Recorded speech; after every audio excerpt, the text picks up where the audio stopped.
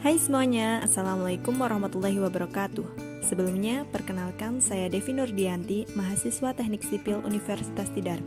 Pada kesempatan kali ini, saya akan mensosialisasikan mengenai vaksin sebagai salah satu mitigasi bencana COVID-19. Mitigasi merupakan serangkaian upaya untuk mengurangi risiko bencana, baik melalui fisik maupun penyadaran atau peningkatan kemampuan dalam menghadapi ancaman bencana.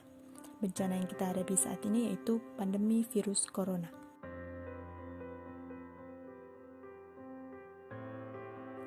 Virus corona atau yang biasa kita sebut dengan COVID-19 pertama kali diidentifikasi muncul di kota Wuhan, Tiongkok pada Desember 2019.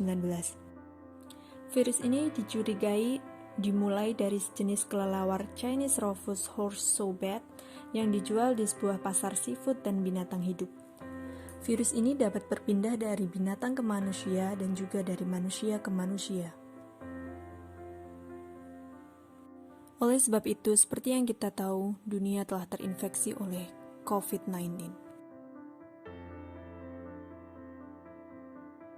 Virus corona menular dari droplet orang yang terinfeksi saat dia batuk ataupun berbicara.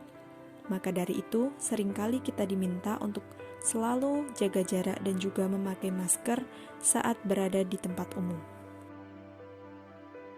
Gejala orang yang terinfeksi virus biasanya muncul 2 hari sampai dengan 2 minggu setelah terpapar.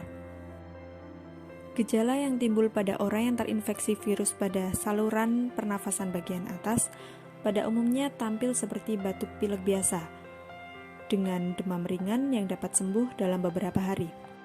Namun pada orang yang memiliki imun yang lemah, virus dapat menyerang pada saluran pernafasan bagian bawah yang dapat menyebabkan demam tinggi, sesak nafas, dan bahkan kematian.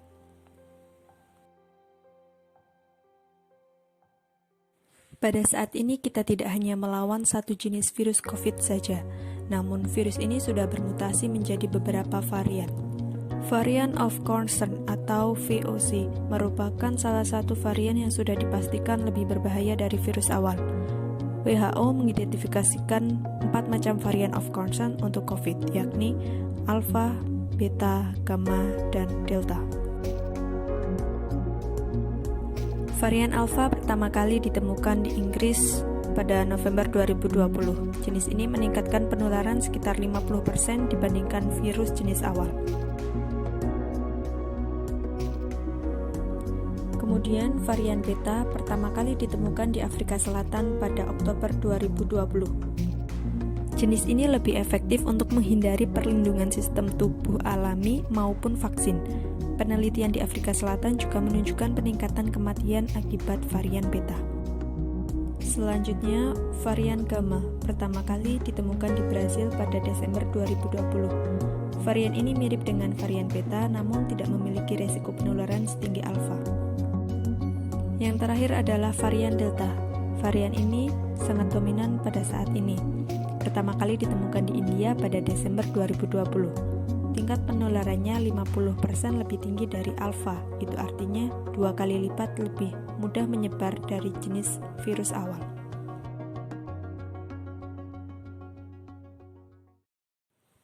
Sekarang saatnya membahas mengenai vaksin. Apa itu vaksin? Vaksin merupakan produk biologis yang digunakan untuk membantu sistem imun tubuh manusia dalam melawan virus. Vaksin bukan obat, melainkan antigen berupa mikroorganisme. Bagaimana cara tubuh manusia melawan virus? Ketika virus atau sesuatu yang bersifat asing masuk ke dalam tubuh manusia, sistem imun kita akan menyerangnya. Namun hal ini memerlukan waktu yang lama karena sistem imun kita harus mencari tahu cara untuk menghabisi virus-virus tersebut.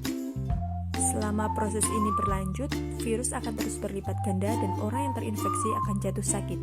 Akhirnya, setelah sistem imun berhasil mengalahkan virus, dia akan mengingat bagaimana cara untuk melawannya, sehingga ketika virus yang sama datang lagi, tubuh kita sudah siap untuk menghadapinya.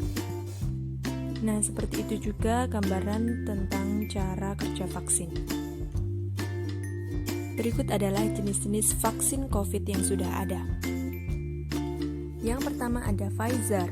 Moderna, AstraZeneca, Sputnik V, dan yang pertama kali datang di Indonesia yaitu Sinovac. Vaksin-vaksin tersebut tentunya memiliki perbedaan, dan pada video kali ini saya akan membahas tentang perbedaan dari vaksin-vaksin tersebut. Yang pertama, vaksin Sinovac. Vaksin COVID buatan Cina ini menggunakan metode inactivated virus atau virus yang sudah dinonaktifkan. Virus tersebut kemudian dimasukkan ke dalam tubuh manusia. Meskipun nonaktif, namun sistem imun tubuh tetap akan menanggapi dan mempelajari cara melawannya. Respon imun mungkin saja tidak seampuh saat dia melawan virus COVID yang masih aktif. Tipe ini memerlukan beberapa dosis supaya efektif. Yang kedua adalah vaksin AstraZeneca dan Sputnik V menggunakan metode viral vector, yaitu virus yang masih hidup namun dilemahkan.